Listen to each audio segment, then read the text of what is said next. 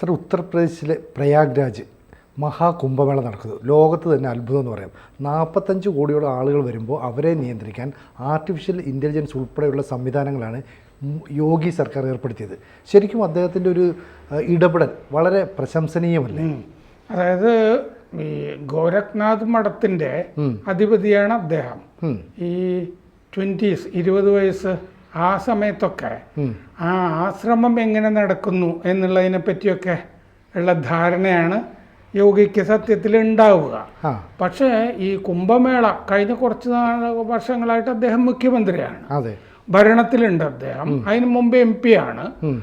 ഇപ്പം അദ്ദേഹം കാണിച്ചിരിക്കുന്നത് ഈ ആർട്ടിഫിഷ്യൽ ഇൻ്റലിജൻസ് വരെയുള്ള സാങ്കേതിക വിദ്യ ഉപയോഗിച്ചുകൊണ്ട് ലോകത്തിന് തന്നെ വിസ്മയത്തിലാഴ്ത്തുന്ന മാനേജ്മെൻറ്റ് വൈദഗ്ധ്യമാണ് അവിടെ കാണിച്ചിരിക്കുന്നത്. വലിയ ഇൻസ്റ്റിറ്റ്യൂട്ടുകളൊക്കെ ലോകത്ത്, അമേരിക്കയിലും ഒക്കെ വലിയ മാനേജ്മെൻറ്റ് ഇൻസ്റ്റിറ്റ്യൂട്ടുകളുണ്ടല്ലോ, ബിസിനസ്സൊക്കെ പഠിപ്പിക്കുന്ന ഇൻസ്റ്റിറ്റ്യൂട്ടുകളൊക്കെ ഉണ്ട്. ഇവരൊക്കെ അത്ഭുതപ്പെട്ടു പോകുന്ന കാര്യങ്ങളാണ് ഇത്രയും സ്ഥലത്ത്. ഒരു 10 കിലോമീറ്റർ ചുറ്റളവിൽ ഈ സദാ ചലിച്ചുകൊണ്ടിരിക്കുകയാണ് ആളുകൾ. ഈ മറ്റേ സ്നാനത്തിന് വേണ്ടി അങ്ങോട്ട് പോകുന്നു. ചുറ്റും ഇവർക്ക് വേണ്ട കൂടാരങ്ങൾ. നമ്മളിപ്പോൾ അവിടെ വിമാനത്തിൽ പോയി ഇറങ്ങിക്കഴിഞ്ഞാൽ പിന്നെ ഇവിടം വരെ യാത്ര ചെയ്ത് പോകാനായിട്ട് ഇത്ര രൂപ, അത് നെഗോഷിയേറ്റ് ചെയ്തൊക്കെ പോകണം. കാരണം ഇവിടം വരെ എത്താനായിട്ട് 1500 രൂപ എന്നുള്ളത്, ചിലർ 3000 രൂപയൊക്കെ പറയുന്നൊക്കെ ഉണ്ട്. പക്ഷേ അവിടെ പോകുന്ന സുഹൃത്തുക്കളൊക്കെ പറയുന്നത് അങ്ങനെയാണ്. പക്ഷേ അവിടെ ചെന്ന് കഴിഞ്ഞാൽ പിന്നെ നമ്മൾ പ്രത്യേകിച്ച് അറിയേണ്ട കാര്യമൊന്നുമില്ല. അതിനുള്ള കൂപ്പണുകൾ, ഭക്ഷണത്തിന്, ഇതൊക്കെ ഈ 45 കോടി പേർക്ക് കിട്ടുന്നുണ്ട്. എല്ലാ ഭാഷയിലും നിർദ്ദേശങ്ങളല്ലേ? ആ നിർദ്ദേശങ്ങളും സൗകര്യങ്ങളും മുഴുവൻ കിട്ടുന്നുണ്ട്. നമ്മുടെ ഒരു സുഹൃത്ത് പറയുന്നത്, സാധാരണഗതിയിൽ ഇത്രയും പേരുണ്ടെങ്കിൽ ഒരു സ്റ്റാമ്പീഡ്, നമ്മൾ ചെറിയ ഉത്സവ സ്ഥലങ്ങളിലൊക്കെ 2000 പേര് 5000 പേരുള്ള ഉത്സവ സ്ഥലങ്ങളിലൊക്കെ ബഹളം ഉണ്ടാവുന്ന കാണുന്നില്ലേ? ഇവിടുത്തെ ചില ചെറിയ മൈതാനങ്ങളിലുമൊക്കെ നൃത്ത പരിപാടികളൊക്കെ നടക്കുമ്പോഴൊക്കെ കാണുന്നില്ല. ശബരിമല എത്ര മോശമായിട്ടാണ് സംഘാടനം. അപ്പോഴാണ് ഇത് മകരസംക്രമം മുതൽ ശിവരാത്രി വരെ 1.5 മാസം ഇതുണ്ട്. ഈ പറഞ്ഞ പോലെ 45 കോടി ആളുകളുണ്ട്. 15 ലക്ഷം പേര് വിദേശത്ത് നിന്ന് വരുന്നുണ്ട്. യോഗി പറയുന്നത് എന്താ അറിയോ? 45 കോടി പോട്ടെ, 100 കോടി പേര് വന്നാൽ സുഖമായിട്ട് ഇവിടെ കുംഭമേളയിൽ പങ്കെടുത്ത് പോകാം. 100 പേർക്കുള്ള സൗകര്യം ഞങ്ങൾ മുൻകൂട്ടി കണ്ടിട്ടുണ്ട്, തയ്യാറാക്കിയിട്ടുണ്ടെന്നാണ്. അപ്പോൾ 45 കോടിയെ കൈകാര്യം ചെയ്യുന്നൊരു വിഷയമല്ല. 45 കോടി ജനം എന്ന് പറഞ്ഞാൽ എന്താണ്? നമ്മൾ ഇന്ത്യയും ചൈനയും ഒഴിവാക്കുക. അത് കഴിഞ്ഞിട്ട് 204 രാജ്യങ്ങൾ ലോകത്തിലെ എടുത്താൽ ആ 204 രാജ്യങ്ങളുടെ ജനസംഖ്യയാണ് ഈ 45 കോടി എന്ന് പറയുന്നത്. അതിനേക്കാൾ കൂടുതലാണെന്ന് പറയാം. ഈ ഇത്രയും പേര് 45 ദിവസം ഇവിടെ പ്രയാഗ്രാജിൽ വന്ന് യാത്ര ചെയ്ത് വന്ന് പോവുകയാണ്. ഈ യാത്ര ചെയ്ത് വന്ന് പോവാനായിട്ട് അതിൻ്റെ സൗകര്യം വേണ്ടേ സുനിജി? അത് വേണം. വണ്ടികൾ, എത്ര ട്രെയിനുകൾ, വിമാനങ്ങൾ, ബസ്സുകൾ, അതിനുവേണ്ട റോഡുകൾ, ബസ് സ്റ്റേഷനുകൾ, റെയിൽവേ സ്റ്റേഷൻ, പിന്നെ ദേശീയപാത, സർക്കാർ ബസ്, സ്വകാര്യ ബസ്, എന്തൊക്കെ സജ്ജീകരണങ്ങളാണ്. പിന്നെ വൈദ്യുതി സംവിധാനങ്ങൾ, വെള്ളം, ഇങ്ങനെ താമസ സൗകര്യം. അപ്പോൾ ഒരാൾക്കും ഒരു ബുദ്ധിമുട്ടും ഉണ്ടാക്കാത്ത രീതിയിൽ അത് മാനേജ് ചെയ്ത് മുന്നോട്ട് പോകുന്നു. അവിടെ ചെന്ന് നിന്നിട്ട് ആ ആൾക്കൂട്ടത്തിൽ നിന്ന് ആളുകൾ എൻ്റെ ഫേസ്ബുക്ക് പോസ്റ്റിൽ, സർ ഞാനിപ്പോൾ ഇവിടെയാണെന്നൊക്കെ കഴിഞ്ഞ ദിവസം ഇട്ടിരുന്നല്ലോ. ഞാൻ ഈ മറ്റേ സ്റ്റീവ് ജോബ്സിന്റെ വിധവയെ പറ്റി ഒരു ചെറിയ കുറിപ്പ് എഴുതിയപ്പോൾ, സർ ഞാനിപ്പോൾ ഇവിടെയാണ് എന്നൊക്കെ പറഞ്ഞു. അവിടെ ഇരുന്നും ഇങ്ങനെ മൊബൈലിലൊക്കെ ഇതൊക്കെ ചെയ്യാൻ പറ്റും. സമയം സൗകര്യമൊക്കെ കിട്ടും, ചെയ്യുന്നുണ്ട്. 4 ലക്ഷം കോടി രൂപയാണ് ഈ UPയുടെ GDPയിലേക്ക് വന്ന് ചേരുക. 4 ലക്ഷം കോടി രൂപ പ്രയാഗ്രാജിനും UPക്കും കിട്ടുന്നത്. അതായത് കേരളത്തിൻ്റെ GDP ഉണ്ടല്ലോ മൊത്തം ഒരു വർഷത്തെ, അത് 45 ദിവസം കൊണ്ട് ഉത്തർപ്രദേശിന് കിട്ടുകയാണ്. ഒരു വർഷം കിട്ടേണ്ടത് അല്ലേ? 45 ദിവസം കൊണ്ട് കുംഭമേള വഴി യോഗി അവിടെ ഉണ്ടാക്കുന്നത് 4 ലക്ഷം കോടി രൂപ ആണ്. $50 ബില്യൺ എന്നൊക്കെ പറയുന്നത്. അതായത് സനാതന ധർമ്മം വഴിയും ഒക്കെ പണമുണ്ടാക്കാൻ കഴിയും. അതാണ്. അത് മര്യാദയ്ക്ക് ചെയ്തു കഴിഞ്ഞാൽ അങ്ങനെയും ചെയ്യാം. അപ്പോൾ ഉത്തർപ്രദേശിൻ്റെ സമ്പദ് വ്യവസ്ഥയിൽ വികസനം, തൊഴിൽ, ക്ഷേമ പദ്ധതി 4 ലക്ഷം കോടി രൂപ പിന്നെ അതിനു വേണ്ടിയല്ലേ ഉപയോഗിക്കുക, തൊഴിലവസരം സൃഷ്ടിക്കാനൊക്കെ. ഇങ്ങനൊരു മേള ഉണ്ടെങ്കിൽ അങ്ങനെയും ഗുണമുണ്ട്. അല്ലാതെ ഇത് അസംബന്ധമാണെന്നും പ്രാന്താണെന്നും പറയുന്ന എത്രയോ ആളുകളില്ലേ, എന്തിനു പോയി മുങ്ങുന്നു എന്നൊക്കെ. പിന്നെ ഭക്തരെ ഇതിൽ പിഴിയുന്നുണ്ടോ? ഇല്ല. അവരവിടെ പോവുക, സ്നാനം ചെയ്യുക, തിരിച്ചു പോവുക എന്നുള്ളതല്ലേ. ഗാഡികളെയൊക്കെ പിന്നെ സേവനം ചെയ്തു കൊടുക്കുക അല്ലേ. അതെ. നിങ്ങൾ ഇത്ര പൈസ അടച്ച് ടിക്കറ്റ് എടുത്തിട്ടേ വരാവൂ എന്ന് പറഞ്ഞിട്ടുണ്ടോ? ഇല്ല. എന്നിട്ടും മികച്ച ഭയങ്കര സൗകര്യങ്ങൾ അവർക്ക് കൊടുക്കണം. ഇത് ആദ്യമായിട്ട് ഡിജിറ്റൽ കുംഭമേളയാണ്. ഇത് ആദ്യമേ യോഗി പറഞ്ഞിരുന്നതാണ്. ടെക്നോളജി ഉണ്ട്, ഡിജിറ്റലൈസ് ചെയ്യുന്നുണ്ട് ഉത്തർപ്രദേശ്. ലോകത്തിലെ ഏറ്റവും വലിയ മഹത്തായ AI security command and control സിസ്റ്റമാണ് അവിടെ പ്രയോഗിച്ചിരിക്കുന്നത്.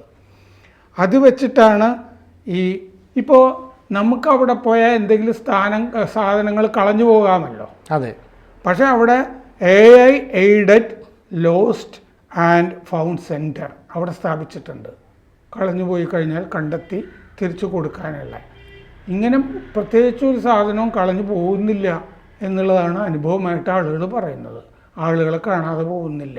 എല്ലാം ആർട്ടിഫിഷ്യൽ ഇൻ്റലിജൻസിൻ്റെ സഹായത്തോടു കൂടി കണ്ടുപിടിക്കാനുള്ള സൗകര്യങ്ങൾ ഇതൊക്കെ കാലേ കൂട്ടി ആലോചിച്ച് അവിടെ ഒരുക്കിയിട്ടുണ്ട്. പിന്നെ AI തന്നെയാണ് ലോകത്തിലെ ഏറ്റവും വലിയ traffic and crowd control system. അതും ആർട്ടിഫിഷ്യൽ ഇൻ്റലിജൻസിൻ്റെ സഹായത്തോടു കൂടിയാണ് തിരക്ക് നിയന്ത്രിക്കുന്ന സംവിധാനങ്ങൾ, വാഹനങ്ങൾ, ആൾത്തിരക്ക് ഇതൊക്കെ അങ്ങനെയാണ് ചെയ്തിരിക്കുന്നത്. പിന്നെ വാഹനങ്ങളുടെ പാർക്കിംഗ് സൗകര്യങ്ങളില്ലേ, അതൊക്കെ ചെയ്തിരിക്കുന്നത് 10 ലക്ഷം വാഹനത്തിന് വേണ്ടിയാണ് അവിടെ സൗകര്യം ഒരുക്കിയിരിക്കുന്നത്. അത് ഡിജിറ്റലായി അപ്ഡേറ്റ് ചെയ്യുന്നുണ്ട്. അവിടെ 40 ചതുരശ്ര കിലോമീറ്റർ പ്രദേശം, 4000 ഹെക്ടർ ആണ് ഇതിനു വേണ്ടി സംവിധാനം ചെയ്ത് എടുത്തിരിക്കുന്നത്. 40 ചതുരശ്ര കിലോമീറ്റർ പ്രദേശം. പിന്നെ 1.5 ലക്ഷം കൂടാരങ്ങൾ, 1.5 ലക്ഷം ടോയ്ലറ്റുകൾ, 25,000 ഇതൊന്നും ഇല്ലെങ്കിൽ അവിടെ മുഴുവൻ നാറില്ലേ. അതെ. പണ്ട് സെക്രട്ടേറിയറ്റ് വളയാനായിട്ട് സരിത നായർ കേസിലോ മറ്റോ മാർക്സിസ്റ്റുകൾ പിന്നെ ഒറ്റ ദിവസം കൊണ്ട് തിരിച്ചു പോയി. രണ്ടും സാധിക്കാൻ ഒന്നും ചെയ്യാതെ 25,000 മാലിന്യ ശേഖരണ ടാങ്കുകളുണ്ട്, 15,000 ജീവനക്കാർ ശുചീകരണത്തിന്, പിന്നെ 160 മാലിന്യ ശേഖരണ വാഹനങ്ങൾ, 69,000 LED ലൈറ്റ്, 30 താൽക്കാലിക പാലം, 50,000 പോലീസ് അർദ്ധസൈനിക വിഭാഗം, 3,000 CCTV ക്യാമറ, തീപിടുത്തം തടയാനായിട്ട് 13,000 കോടി രൂപയുടെ രക്ഷാ സംവിധാനം. തീ പിടിക്കുന്ന പ്രശ്നമില്ല അവിടെ. 351 fire engine, 50 plus fire engine, 50ലധികം ഫയർഫോഴ്സ് സ്റ്റേഷനുകൾ, 351 ഫയർ എൻജിൻ, 2000-ലധികം ഫയർഫോഴ്സ് ഉദ്യോഗസ്ഥർ, വെള്ളത്തിനടിയിലും ആകാശത്തൊക്കെ ഉപയോഗിക്കുന്ന ഡ്രോണുകൾ. അപ്പോൾ ഇതാണ് അവിടെ ചെയ്തിരിക്കുന്നത്. അദ്ദേഹം വലിയ ഇൻസ്റ്റിറ്റ്യൂട്ടിൽ പോയിട്ടൊന്നും പഠിച്ചിട്ടില്ലല്ലോ. ഗോരഖ്നാഥ് മഠത്തിലാണ് എന്തെങ്കിലുമൊക്കെ ചെയ്തിരിക്കുന്നത്. അപ്പോൾ വലിയ കാര്യങ്ങളൊക്കെ എങ്ങനെയാണ് ചെയ്യുന്നത് എന്നുള്ളതിൻ്റെ ഒരു ഉത്തമ ഉദാഹരണമായിട്ടാണ് ഇവിടെ ഇപ്പോൾ സംഗതികൾ ഈ കുംഭമേള കൈകാര്യം ചെയ്തിരിക്കുന്നത്. ഇതാണ് കുംഭമേളയുടെ ചരിത്രത്തിലെ ഒരു വിസ്മയ കുംഭമേള. ശരിക്കും മഹാകുംഭമേള എന്ന് എല്ലാ കുംഭമേളയ്ക്കും പറയും. 12 കൊല്ലത്തിൽ നടക്കുന്നതിന് അർദ്ധകുംഭമേളയൊക്കെ നടക്കാറുണ്ട്. ഇതാണ് ചരിത്രത്തിലെ യഥാർത്ഥ മഹാകുംഭമേള, യോഗി ഒരുക്കിയ വിസ്മയം. അപ്പോൾ എത്ര ദീർഘവീക്ഷണത്തോടെയാണ് ഈ കാര്യങ്ങളൊക്കെ ചെയ്തത് അല്ലേ? അവിടെ AI വേണം, അല്ലെങ്കിൽ ഇത്ര ഫയർഫോഴ്സ് യൂണിറ്റുകൾ വേണം, ഇത്തരത്തിലുള്ള പിന്നെ ലൈറ്റും സംവിധാനം വേണം, വെള്ളം വേണം. ഇതെല്ലാം തന്നെ ഒരു പ്രത്യേക പ്രദേശത്ത് മാത്രമായി ചുറ്റാണല്ലോ വരുന്നത്. അപ്പോൾ ഇങ്ങനെയൊക്കെ ചെയ്യുമ്പോൾ അതിനകത്ത് കേന്ദ്ര സർക്കാരിൻ്റെയൊക്കെ ഒരു വലിയ പിന്തുണയോടെ കിട്ടുന്നുണ്ട്. അപ്പോൾ ഒരു സംസ്ഥാന സർക്കാർ വിചാരിച്ചാൽ ഇതെന്താണെന്ന് വെച്ചാൽ നമുക്കറിയാമല്ലോ ഈ ബ്യൂറോക്രസിയെ പറ്റിയോ. അതെ, ഇതിനെ ചലിപ്പിക്കണമല്ലോ. അവിടെയാണല്ലോ ഈ നേതൃത്വ മികവും മാനേജ്മെന്റ് വൈദഗ്ധ്യം എന്ന് പറയുന്നത്. അതെ, നമ്മുടെ ഒരു സ്ഥാപനം കിട്ടി, 100-200 ജീവനക്കാരെയും കിട്ടി എന്ന് പറഞ്ഞാൽ ഇവരെ നന്നായിട്ട് ചലിപ്പിച്ചാൽ അതിൽ ജോലി അറിയാത്ത ആളുകളും ചെയ്യാത്ത ആളുകളും ഒക്കെ ഉണ്ടാവുമല്ലോ. എല്ലാവർക്കും അതനുസരിച്ചിട്ടുള്ള ടാസ്കുകൾ കൊടുക്കണമല്ലോ. ഈ ഉദ്യോഗസ്ഥ വൃന്ദത്തെ, ഈ ഭരണകൂടത്തെയൊക്കെ ഗംഭീരമായി ചലിപ്പിച്ചിരിക്കുന്നു. അല്ലെങ്കിൽ ഈ സൗകര്യങ്ങളൊന്നും അവിടെ ഉണ്ടാവില്ലായിരുന്നു. ആളുകൾ ഒന്നാമത് അവിടെ 10 ഡിഗ്രി ഇല്ലേ, ഭയങ്കര തണുപ്പാ. എന്നിട്ട് അതിലാണ് പോയി നമ്മൾ മുങ്ങേണ്ടത് അല്ലേ? മുങ്ങാനുള്ള സൗകര്യങ്ങളുണ്ട്, അതിന് സമയം ക്ലിപ്തതയുണ്ട്. ഓരോ അഗാഡയ്ക്കും അവരുടേതായ സമയങ്ങൾ കൊടുത്തിട്ടുണ്ട്. ഈ 10 ഡിഗ്രി 20 ഡിഗ്രിയിൽ നമ്മൾ ഇവിടുന്ന് പോയി കഴിഞ്ഞാൽ എങ്ങനെയാണ് കിടക്കുന്നതെന്ന് നമുക്ക് ആലോചിക്കാം. അതിനനുസരിച്ചിട്ടുള്ള കമ്പിളി പുതപ്പുകൾ നിങ്ങൾക്ക് കിട്ടുന്നുണ്ട് അവിടെ, ഓരോരുത്തർക്കും കിട്ടുന്നുണ്ട്. ഇതാണ് അനുഭവം. അപ്പോൾ ഓരോരുത്തർക്കും താമസിക്കാനുള്ള ടെന്റുകൾ വരെ അവിടെ സജ്ജമാക്കിയിരിക്കുന്നു. നമ്മളവിടെ ചെന്ന് കഴിഞ്ഞാൽ എല്ലാം അവർ തരികയാണ് നമുക്ക് ചെയ്യുന്നത് അല്ലേ? അതെ. കൂടുതൽ വാർത്തകളും വിശേഷങ്ങളും നിങ്ങളിലേക്ക് എത്താൻ ABC മലയാളം സബ്സ്ക്രൈബ് ചെയ്യുക, ബെൽ ബട്ടണും അമർത്തുക.